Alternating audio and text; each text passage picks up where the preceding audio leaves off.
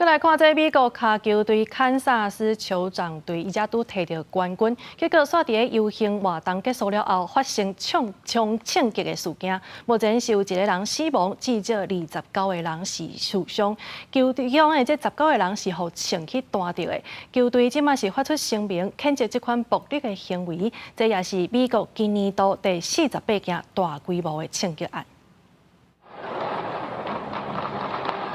参加游行的民众行行逃走，四周边也阁一直听到枪声。堪萨斯酋长拄则摕到第58届超级杯冠军，就是等到堪萨斯办疯狂游行。无想到讲游行都结束，竟然发生枪击事件，造成死伤。A lady told us to duck, so we all just kind of ducked.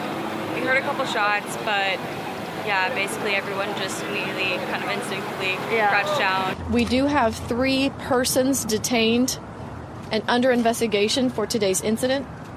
We are working to determine if one of the 3 are the one that was in that video where fans assisted police.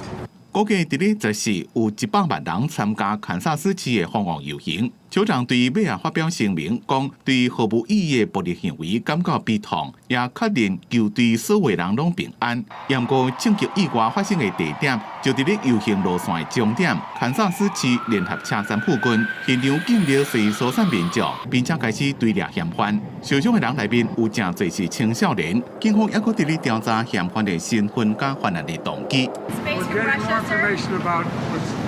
About the shooting. I don't have it all. I'll have it later tonight. And I think that's something that all of us who are parents, who are just regular people living each day, have to decide what we wish to do about it. Parades, rallies, schools, movies, it seems like almost nothing is safe.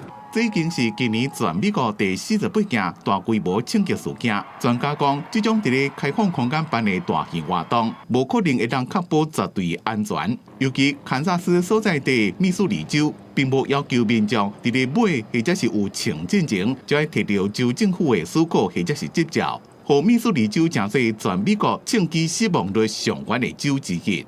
公司新闻张伟林编写。